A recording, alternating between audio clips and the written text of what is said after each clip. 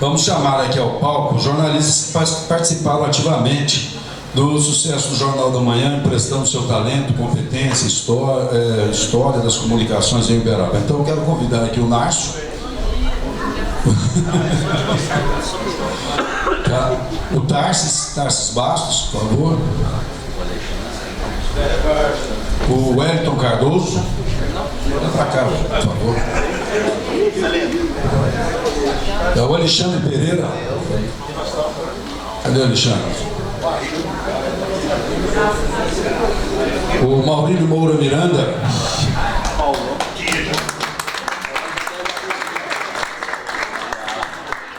A Gislene Martins.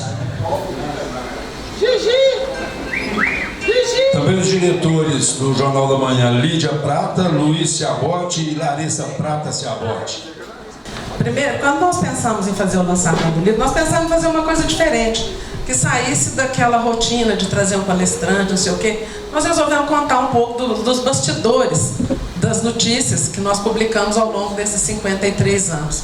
E ninguém melhor do que essa turma que está aqui no palco para dar o seu depoimento e contar os casos extra-notícia, porque tem muita coisa que a gente não pode publicar e muita coisa que a gente tem que escolher as palavras com que escrever, porque a gente sabe o poder da informação e o poder daquilo que a gente escreve de transformar e às vezes até de destruir a reputação de pessoas. Então essa responsabilidade é muito grande. E essa turma aqui é uma turma sensacional. Outros, claro, são sensacionais também, mas essa velha guarda aqui, nós resolvemos fazer um varandão da saudade hoje, tem muito a acrescentar e muita coisa para contar, né? E Tarsis Bastos foi meu primeiro parceiro. Eu era foca na redação. Foca é aquela pessoa que está começando na profissão, e aí o tio Mário me pôs para andar com o Tarsis. Vai andar com ele, não, vai aprender com esse menino, vai aprender com ele, que você não sabe nada. O dia que eu cheguei lá a primeira vez, era para recortar a figurinha de jogador de futebol das revistas Placar. Eu não tinha o que fazer lá, então eu era filha do dono, né? Então eles ficavam me olhando com aquela cara assim, lá vem aquela chata lá. Aí o tio Mário Salvador, que era o gerentão, o chefão lá da época, né? E eu ficava andando atrás dele, o que é que eu faço agora? Eu já acabei de recortar, o que é que eu faço agora? Ele falou, vai andar com o Tarsis, Tarsis vai te ensinar.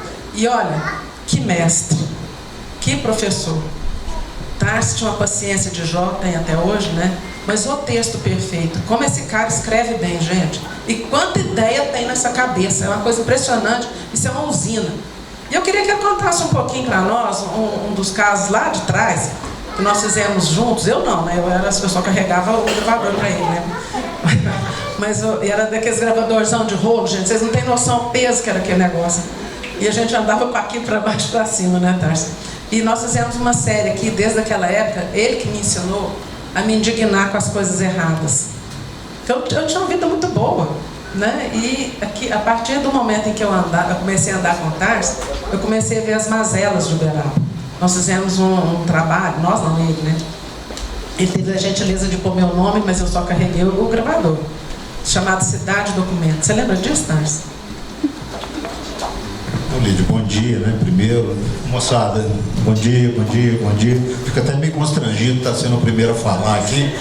Se for por uma questão de idade, não podia começar comigo, né? Cadê o Wellington? Ah, tá aqui do meu lado. Bom dia a todos. Muito obrigado, Lídia, pelas palavras. E realmente foi isso mesmo. Eu era estudante de engenharia, né? Lá na Uniub. E para ganhar a vida, casei muito cedo. Um cara que é universitário, casado, com um filho, fui apelar para a comunicação. Eu tenho um bom companheiro hoje nisso aí. Tem um cara que migrou da engenharia para a comunicação também, chama Sidônio Palmeira, viu, Nércio? Depois ele migrou para o marketing político. Mas, naquela época, o tio Mário me chamou e falou, olha, amanhã vai começar uma foca, uma recém-formada em jornalismo aqui, e vai ser sua tarefa guiá-la aí pelas ruas, dar as primeiras instruções. Eu falei, ô tio Mário, com todo o respeito que o senhor me deve, obrigado, amigo, vai a merda, né? Ele falou, o quê? Eu falei, não, vai a merda, eu estudo, eu trabalho feito um doido aqui. Agora eu vou sair empurrando foca pra rua? Eu não tenho tempo para isso não. Ele falou, não, é para pegar e vamos fazer. E para minha sorte, não é que eu aceitei, eu curvei a cabeça, né? Agora mesmo me manda embora e ainda perco o salário. e fui empurrar a foca. Mal sabia que era a filha do Dr. Edson Prata, filha única do Dr. Edson Prata, herdeira do local onde eu trabalhava. Falei, se eu brincar aqui, eles metem o pé na minha bunda e eu perco o emprego. E fui, aí sim, para minha alegria, andar pelas ruas com a hoje vovó Lídia, né? Naquela época uma garotinha que tinha acabado de se formar em comunicação, e foi uma experiência maravilhosa. Uma menina atenciosa, uma jornalista curiosa. O que eu pensava no princípio que ia ser uma filhinha de papai virou uma guerreira, jornalista mesmo, como dizia o saudoso Olavo Sabino, sem frescura, jornalista para valer, texto é texto, fato é fato, não tem papo, e a Lídia sempre foi isso. E hoje quem agradece, Lídia, sou eu, por a gente ter convivido naquela época. Da mesma forma que você disse que aprendeu alguma coisa, eu aprendi muito, porque eu aprendi uma coisa fundamental. Quando a gente quer aprender, quando a gente quer levar a sério o que a gente faz, a gente só cresce. E você só cresceu. Hoje a nossa presidente do Grupo JM, a nossa presidente da Associação Comercial Industrial de Uberaba, e eu tenho a intimidade para cometer indiscrição. Se Deus quiser, ainda vai administrar essa cidade. Um abraço para você. Ô, Tarso, você para de jogar em frio. Eu quero que você conta como é que era a história da Cidade Documento, que isso daí foi uma forma que nós começamos com jornalismo investigativo no Jornal do Manhã. Você está lembrado disso ou sua memória já está falhando um pouquinho? Ainda dá para lembrar alguma coisa. Estou olhando a cara do Moura Miranda aqui. Você não sabia, não? Uma vez nós formamos lá na redação, não ri não, viu, Narcio? Nós formamos lá o Clube dos Canalhas, você sabia? Era o Clube dos Canalhas, né? Eu acho que a presidência era sua, não era, amor? Ah, era o Warner, o revisor. O Varnar era o revisor. O Varnar tinha um... Não era o Varnar, não. Quem é que tinha um Fusca? Era o Jajá, né? O Jair, impressor, tinha um Fusca. E quem não tinha carro naquela época, eu era um exemplo, ele emprestava o carro para a gente fazer arte na rua, né? Quando precisava. E assim foi criando aquela intimidade da redação, com a oficina, e virou esse clube dos caras. Mas eu tenho que falar aqui, é do Cidade Documento, tá? Estou levando a conversa para o outro lado.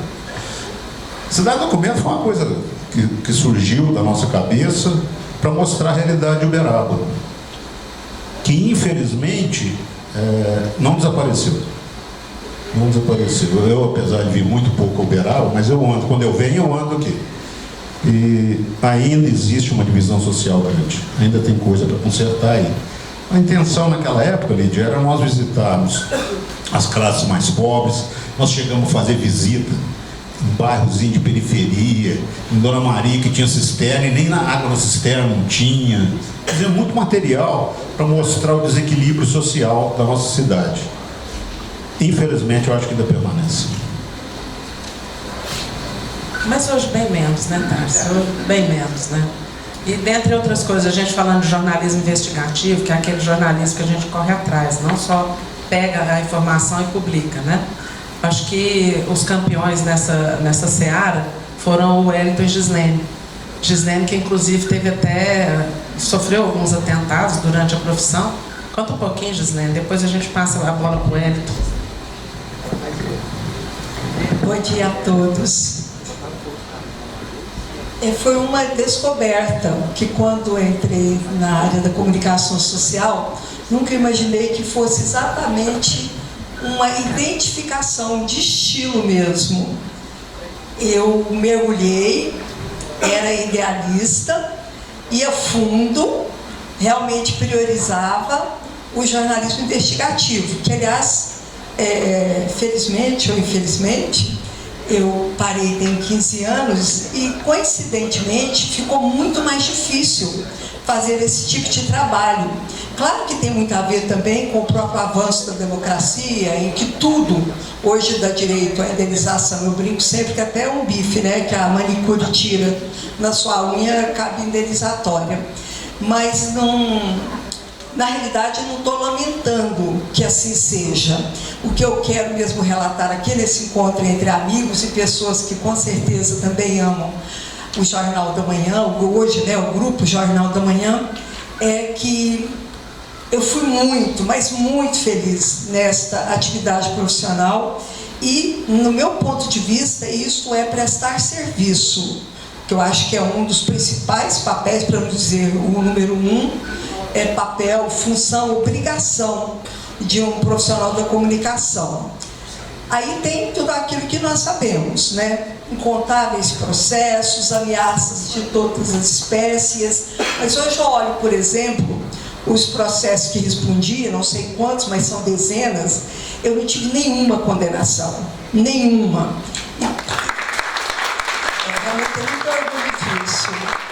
E quero contar para vocês terem uma noção do que é trabalhar com jornalismo investigativo, especialmente numa cidade de porte médio como a nossa. Numa cidade maior talvez não fosse tão difícil assim, mas vou citar para vocês aquilo que caminhou para ser uma condenação e vocês vão ver o desfecho. Vou tentar resumir. Era um comissário de menor que tinha ido atender em equipe um caso realmente grave envolvendo uma menor na cidade de Delta e que posteriormente ele retornou àquela cidade, nesta mesma residência, para falar só ele, isso não existe, tá? E se tratando de serviço de comissariado de menor, conselho tutelar, é sempre uma equipe. Então ele voltou só, já era noite, conseguiu tirar essa menina, adolescente, de dentro de casa e levou para dentro do carro e abusou dessa menina de todas as maneiras que vocês imaginassem. E eu denunciei. A fonte era irrefutável, era de credibilidade absoluta para mim, uma fonte antiga que eu já tinha, eu não tinha dúvida daquele ocorrido. Mas aí vem o problema da prova.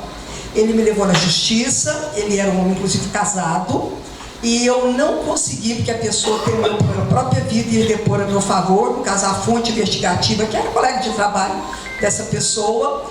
O que aconteceu? O processo chegou ao final e tinha que ser sentenciado, e eu não consegui fazer a prova material, de alguma maneira provar o ocorrido. Qual foi o desfecho? Eu consegui provar por uma sindicância que foi montada na época para investigar aquele caso, foi aberta essa sindicância, e dentro dos depoimentos, a própria mocinha, a jovem, a menor, que estava sendo ameaçada por ele, teve a brilhante ideia, eu não sei se foi dele, o comissário, bandido, ou se da própria vítima, a ideia de dizer que não houve penetração, que ele apenas chupou os peitos delas. Então isso eu consegui a prova de que isso aconteceu.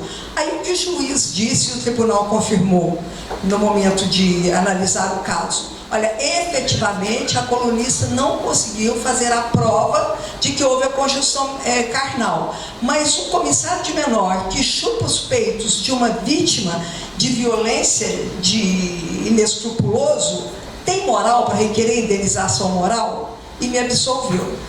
Quanto aos demais casos, que como eu já disse são dezenas, talvez 25, perto de 30 processos, em geral era gente desse nível que me processava.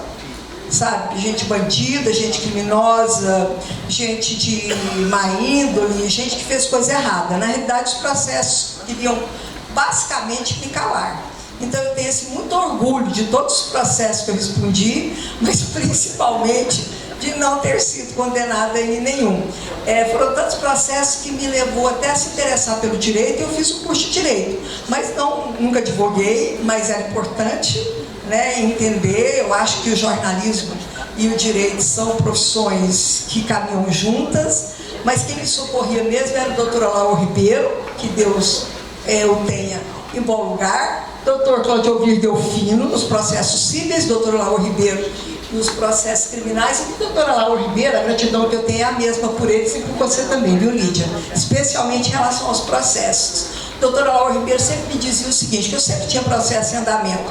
Gislene, o próprio judiciário precisa que você esteja respondendo a alguns processos para te manter sob controle. Eu também tenho muito orgulho dessa fala da doutora Laura Ribeiro. Agora, quero contar para vocês um último episódio envolvendo jornalismo investigativo. Em um deles, um elemento, que realmente pode ser chamado de homem, tinha sido excluído da Polícia Civil, da Polícia Militar, muito conhecido em Uberaba, pré-nome Edson, o apelido dele tem alguma coisa a ver com fogo. Eu coloquei uma nota na coluna, ele tinha acabado, depois de ser excluído, o profissional exemplar que ele era, né, das 2 corporações policiais. Ele simplesmente se filiou ao partido político e estava na lista dos pré-candidatos a vereador naquele período, naquele ano eleitoral. Aí eu fiz uma notinha dizendo, fulano de tal, que está vivo. Ah, vou citar o nome dele, tem motivo para não citar. Edson Gabriel Júnior, a nota era essa. Edson Gabriel Júnior, o temido Águia de Fogo, depois de ser excluído da Polícia Militar e da Polícia Civil, agora quer ser vereador em Uberaba. Aí eu pus, a nossa Câmara Municipal está com curva de rio. Bom, e viajei para Caldas Novas, porque ele já havia, sabe, sempre que a imprensa falava qualquer coisa que era desfavorável a ele, e tudo era sempre desfavorável, porque não havia nada de bom para falar sobre aquele senhor, sobre aquele elemento. O que ocorreu? Ele esperou chegar, 3 dias depois ele ligou no jornal, dizendo que queria falar com o jornalista. A jornalista viaja, que dia ela chega? Cheguei, né, gente? E ele esperou, eu fui no balão jantar, estava no jornal, voltei para o jornal para terminar a tarefa. Ele esperou eu estacionar e pôs fogo no meu carro. O que eu descobri nessa oportunidade? Que a partir daí, né, foi tanta gente que quis me ajudar a recuperar aquele carro, comprar outro carro, emprestar carro, que eu nunca imaginei que o Uberaba compreendesse tão bem o meu trabalho como eu tive materializado naquela oportunidade. Lélia está aí, e o esposo dela é um dos que me ligou. Eu não aceitei nenhuma das ajudas, tá, gente? Eu nunca conheci o esposo dela pessoalmente, o senhor Homero, se eu não estou enganado, ele é um dos que me telefonou para se dispor para arrumar o carro que foi incendiado.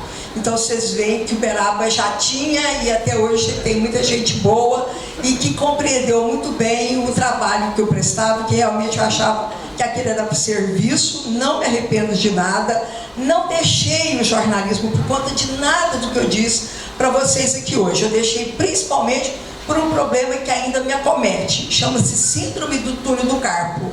Quem já teve, já ouviu falar, sabe o que é. Da mão direita eu operei, depois de 4 anos estava voltando, aí já também na outra mão, eu preferi deixar a profissão. E até hoje convivo, agora bem menos intenso o problema, mas foi só esse o real motivo de eu ter deixado o jornalismo. Sei de muitas bobagens que foram ditas, mas realmente foram bobagens. Mas a própria minha diretora-presidente, minha madrinha de casamento, também me disse, quando eu pedi demissão, que não acreditava na real razão que eu estava dizendo para ela e que sabia que eu estava indo trabalhar no concorrente.